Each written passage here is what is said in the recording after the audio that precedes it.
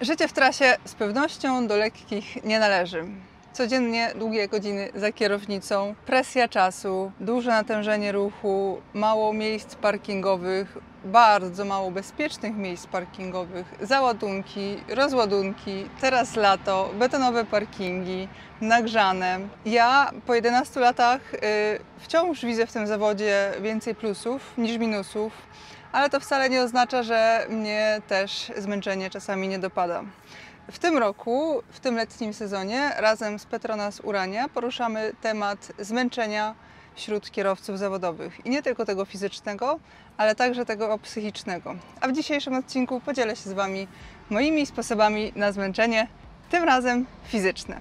Lata temu, jeżdżąc jeszcze na gabarytach, nauczyłam się jednej podstawowej, ale jakże uniwersalnej kwestii w sytuacji awarii sprzętu. Mianowicie pierwsze sprawdza się zasilanie. I tak samo robię w przypadku zmęczenia.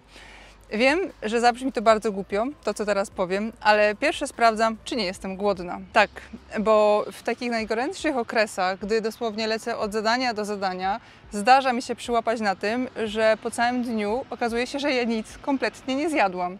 I jeżeli takich dni zdarzy się kilka pod rząd, to się okazuje, że jestem zmęczona dosłownie z niedożywienia.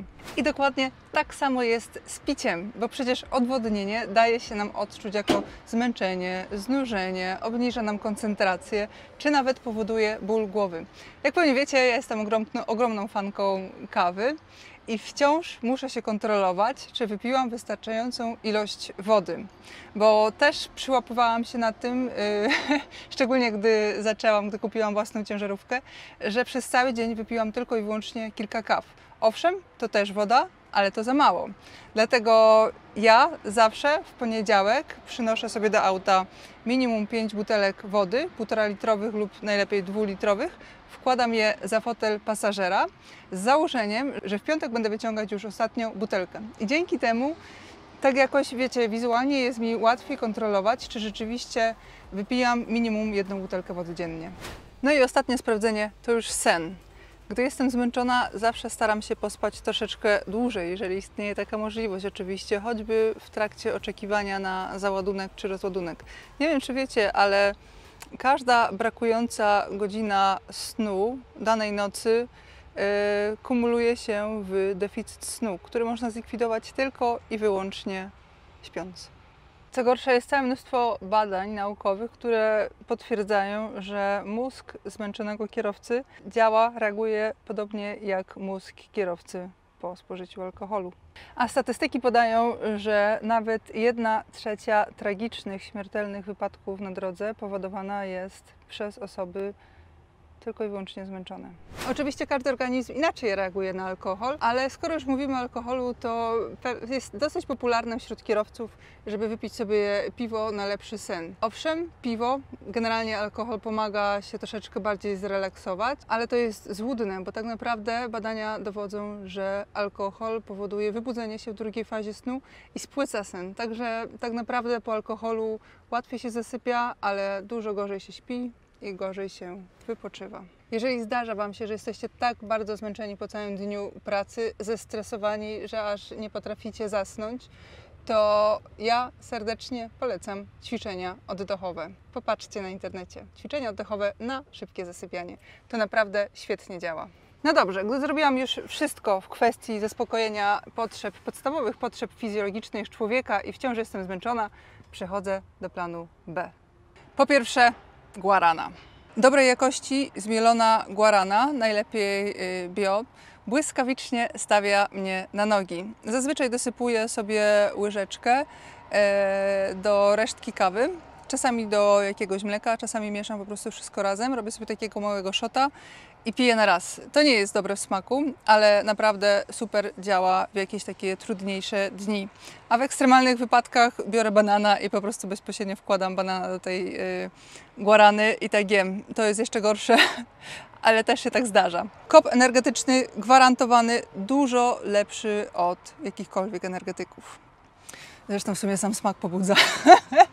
Po drugie, pracuję wolniej i ostrożniej, bo człowiek zmęczony jest dużo bardziej skłonny do popełnienia najgłupszych, podstawowych błędów, których by w normalnych warunkach nigdy w życiu nie popełnił.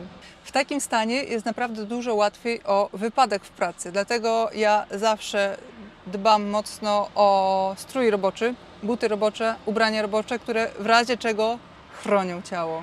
No i oczywiście staram się mniej pracować na automacie, patrzeć, co się dzieje dookoła mnie, myśleć o tym, co robię i mierzyć siły na zamiary, choćby przy otwieraniu boku i wspinaniu się po najwyższe belki, które normalnie przychodzi mi bez problemu, ale czasami się może ręka śliznąć, jak jest człowiek zmęczony. I jeszcze ostatnia rzecz, to odpuszczam sobie wskakiwanie i zeskakiwanie z przyczepy, bo jak jest człowiek na niższej energii, to też skacze niżej, a później ja się dziwię, że mam całe nogi posinieczone, bo jakoś mi się nie udało wyskoczyć tak jak zawsze. Kolejna kwestia to jest pozycja za kierownicą. Po to fotel ma podłokietniki, żeby używać ich dwóch i ustawiać sobie na równym poziomie, tak żeby troszeczkę odciążać kręgosłup, żeby się tutaj tak podpierać. Trzeba sobie wygodnie ustawić podparcie na każdej wysokości pleców i przede wszystkim kierownica. Trzeba sobie tak ustawić kierownicę, żeby człowiek nie siedział tak, ani tak, tylko żeby się wygodnie oprzeć. Kierownica, żeby była dosłownie na wyciągnięcie ręki. Po to są te wszystkie ustawienia, właśnie żeby odciążać kierowcę. I to rzeczywiście bardzo mocno zmniejsza zmęczenie organizmu. Do tego odpowiednia temperatura, nie za wysoka. Większość kierowców jednak, większość ludzi reaguje sennością na wysoką temperaturę. Dobra temperatura, nie za ciepło. Do tego ja co jakieś pół godziny odsuwam sobie szybę pasażera, tak na 10 cm, na jakieś 2-3 minuty, żeby sobie jeszcze przecyrkulować, przewietrzyć kabinę. I tak można jechać. Wolniej, nie? I nie wiem jak Wy, ale ja lubię sobie ograniczyć ilość światła, które mam w kabinie, szczególnie w lecie, w słoneczne dni. Znacie to? Klimatyzacja na gorącą skórę rozgrzaną słońcem przez szybę. I po kilku godzinach takiej jazdy na południe, gdzie z jednej strony pali, a z drugiej strony mrozi, człowiek po prostu zamienia się w zombie. Dlatego ja opuszczam wszystkie rolety z przodu i koniecznie zamykam jeszcze szyberdach, zasłaniam szyberdach, bo takie słońce palące przez szyberdach w głowę, jejku, jak to męczy. I tu od razu przychodzą mi do głowy amerykańscy oldschoolowi kierowcy, którzy w tych wszystkich Peterbiltach, Kenworthach czy Freightliner,ach, takich jeszcze starych, mają blendy tak nisko opuszczone, że dosłownie jest tylko takie pole widzenia, ale to są tacy kierowcy, co jeżdżą 25 godzin na dobę, więc chyba coś jest z tym światłem. Ach, no i pamiętajcie o porządnych okularach przeciwsłonecznych.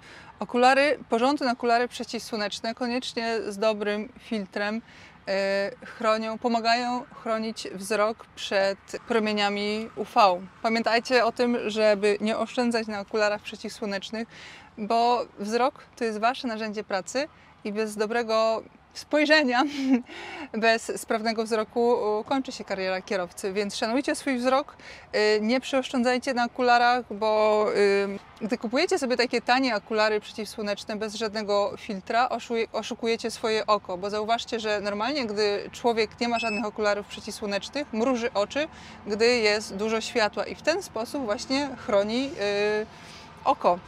A gdy kupujecie jakieś najtańsze okulary słoneczne, które nic nie mają, oprócz przyciemnionej tylko szybki, nie mrużycie oczu, a te wszystkie promienie UV wpadają do oka i uszkadzają oko. Więc jak już nosicie okulary przeciwsłoneczne, to nie oszczędzajcie, bo to chroni Wasze zdrowie, Waszą pracę i Wasze pieniądze.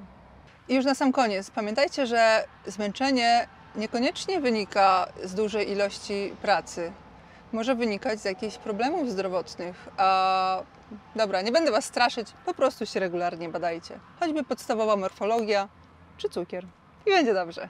Prawda jest taka, że zmęczenie fizyczne to jest tylko i wyłącznie wierzchołek góry lodowej, bo mamy jeszcze bardziej niebezpieczne według mnie zmęczenie psychiczne, o którym mówi się stanowczo za mało. Ale już w kolejnym odcinku ja poruszę ten temat i opowiem Wam, jak radzę sobie w trudnych, kryzysowych czasach. w trasie. A jeżdżę już 11 lat i mam swoje kryzysy na koncie za kierownicą. Dziękuję Wam za uwagę, bądźcie bezpieczni, dbajcie o siebie, odpoczywajcie i do zobaczenia w trasie. Trzymajcie się, cześć!